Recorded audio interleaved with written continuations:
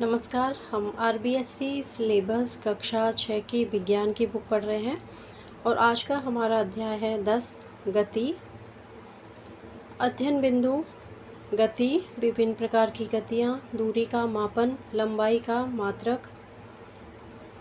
आपने बच्चों को चलकर स्कूल जाते, पेड़ों पर बंदरों को कूदते, घोड़े को दौड़ते, सांप को रेंगते, मछली को तैरते हुए देखा होगा। चलना, कूदना, दौड़ना, रेंगना, तैरना आदि द्वारा जंतु एक स्थान से दूसरे स्थान तक जाते हैं। इसी प्रकार लट्टू को घूमते, दीवार घड़ी के पेंडुलम को दोलन करते, गाड़ियों के सड़क पर सरपट चलते व घड़ी की सुइयों को घूमते हुए भी देखा होगा। ये सभी वस्तुएं गतिशील कहलाती हैं। गति, वस्तुओं को देखकर आप पता लगा सकते हैं कि वे गतिशील हैं या स्थिर।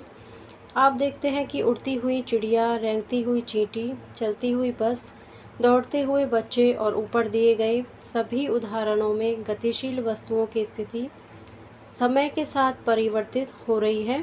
समय के साथ वस्तु की स्थिति में परिवर्तन को गति कहते हैं। विभिन्न प्रकार की गतियाँ। आपने फिसल पट्टी पर फिसलने, झूला झूलने, मेले में चक्री झूले में झूलने का आनंद भी लिया होगा। क्या इन सभी में एक ही प्रकार की गति है? गति कई प्रकार की होती है। सरल रेखीय गति, वर्तुल गति, आवर्त गति, घूर्णन गति, कंपन गति आदि गति के विभिन्न प्रकार हैं। सरल रेखीय गति। गतिविधि एक छोटा पत्थर लेकर उसे कुछ ऊंचाई से गिराएं। ध्यानपूर्वक देखिए, यह पत्थर सरल रेखा में नीचे की ओर जाता है। चित्र 10.1 में सीधी सड़क पर किसी वाहन की गति, फिसल पट्टी पर फिसलता हुआ बालक एवं सीधी पटरी पर रेलगाड़ी की गति को दिखाया गया है। इनमें वस्तुएं एक सीधी रेखा में गति कर रही हैं। इसी प्रकार किसी परेड में सिपाहियों के मार्च पास्ट की गति अथवा 100 मीटर की दौड़ की प्रतियोगिता में दौड़ते हुए खिलाड़ी की गति भी सरल रेखा के अनुदिश होती है। क्या आप भी सरल रेखीय गति के कुछ अन्य उदाहरण बता सकते हैं? ये चित्र में दिखाया गया है सीधी सड़क पर वाहन की गति, फिसल पट्टी पर फिसलता बालक, सीधी पटरी पर रेलगाड़ी की गति। सरल रेखा में होने वाली गति को सरल रेखीय गति कहते हैं। वृत्ताकार गति। गतिविधि 2, एक पत्थर को धागे के एक सिरे से बांधिए, धागे के दूसरे सिरे को कसकर पकड़ें और तेजी से घुमाइए। हम देखते हैं कि पत्थर एक वृत्ताकार पथ में गति करता है। आपने कोलू के बैल के वृत्ताकार पथ में घूमते हुए देखा होगा। चक्री झूले को भी देखा होगा। क्या आप बता सकते हैं कि चक्री झूले में किस प्रकार की गति है? जब कोई वस्तु एक निश्चित वृत्ताकार पथ में घूमती है तब यह गति वृत्ताकार गति कहलाती है। आवर्त गति। आपने घड़ी के पेंडुलम को हिलते तथा बच्चों को झूला झूलते हुए देखा होगा। इनमें घड़ी का पेंडुलम तथा झूला गति करते हुए निश्चित समय बाद अपने पथ को दोहराता है। इस प्रकार की गति को आवर्त गति कहते हैं। ऐसी गति जो निश्चित समय बाद दोहराई जाती है आवर्त गति कहलाती है। घड़ी के पेंडुलम की गति और बालक के झूलने की गति। कंपन गति। गतिविधि 3, एक लंबा धागा लीजिए, इसके एक सिरे को कसकर पकड़ लीजिए। अपने साथी को धागे के दूसरे सिरे को कसकर पकड़ने के लिए कहें। धागे को तना हुआ रखें, बीच से पकड़कर नीचे की ओर खींचें व छोड़ दें। धागे की गति को ध्यानपूर्वक देखिए। धागा कंपन करता है। वह गति जिसमें वस्तु कंपन करती है उसे कंपन गति कहते हैं। कंपन करती हुई वस्तु के कण निश्चित समय बाद अपने पथ को दोहराते हैं, अतः कंपन गति आवर्त गति का उदाहरण है। घूर्णन गति। गतिविधि 4, साइकिल को आधार स्टैंड पर खड़ा कर पैडल को घुमाइए। पहिए की गति को ध्यानपूर्वक देखिए। साइकिल का पहिया अपनी अक्ष पर घूमता है। पहिए की इस गति को घूर्णन गति कहते हैं। घूमते हुए लट्टू एवं कुम्हार के चाक में भी घूर्णन गति होती है। किसी निश्चित अक्ष के चारों ओर होने वाली गति को घूर्णन गति कहते हैं। आप एक ऐसा उदाहरण दीजिए जिसमें सरल रेखीय गति और घूर्णन गति दोनों एक साथ होती हैं। जब हम सीधी सड़क पर साइकिल चलाते हैं तो साइकिल का पहिया अपने अक्ष पर घूर्णन करने के साथ साथ सरल रेखा में भी आगे बढ़ता है।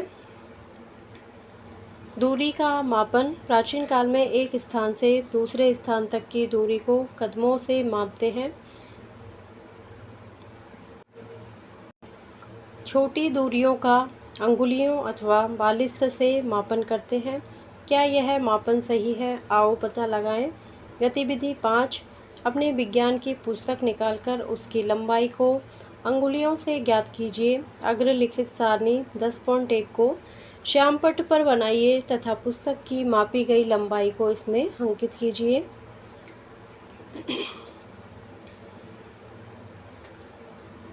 अब आप अपने स्केल से पुस्तक की लंबाई को सेंटीमीटर में मापिए तथा सारणी में लंबाई को अंकित कीजिए। क्या सभी विद्यार्थियों द्वारा मापी गई लंबाई समान है? गतिविधि 6। आपने विद्यालय में कबड्डी का खेल खेला होगा। इसके मैदान की माप, लंबाई व चौड़ाई को कदमों व मीटर पैमाने से मापकर देखिए तथा सारणी 10.2 में अंकित कीजिए। उपर्युक्त सारणी का अवलोकन कीजिए। हम देखते हैं कि प्रत्येक विद्यार्थी द्वारा कदमों द्वारा मापी गई लंबाई व चौड़ाई भिन्न भिन्न आती है, जबकि मीटर में मापी गई लंबाई व चौड़ाई सभी विद्यार्थियों की समान आती है। स्केल एक स्थायी माप है, इससे लंबाई मापन में अशुद्धि की संभावना कम रहती है। इन गतिविधियों से स्पष्ट है कि व्यक्ति के शरीर की आम मापों में भिन्नता के कारण लंबाई का मापन शुद्धता से नहीं हो पाता है। लंबाई का मात्रक। विश्व के सभी देश एक मात्रक प्रणाली का प्रयोग करते हैं जिसे अंतर्राष्ट्रीय मात्रक प्रणाली SI कहते हैं। लंबाई का अंतर्राष्ट्रीय मात्रक मीटर है। इसका 100वां भाग सेंटीमीटर कहलाता है। सेंटीमीटर का 10वां भाग मिलीमीटर कहलाता है। 1 मीटर बराबर 100 सेंटीमीटर, 1 सेंटीमीटर बराबर 10 मिलीमीटर, 1 मीटर बराबर 1000 मिलीमीटर। लंबी दूरियों को किलोमीटर में मापते हैं। 1 किलोमीटर बराबर 1000 मीटर। हम जानते हैं कि सीधी रेखा की लंबाई को स्केल से माप सकते हैं। रेखा यदि वक्र है तो उसकी लंबाई कैसे ज्ञात करेंगे? गतिविधि 7। वक्र रेखा ख की लंबाई ज्ञात करने के लिए एक लंबा धागा लेकर उसके एक सिरे को वक्र रेखा के क बिंदु पर रख दीजिए। अब धागे को वक्र रेखा के अनुदिश घुमाइए।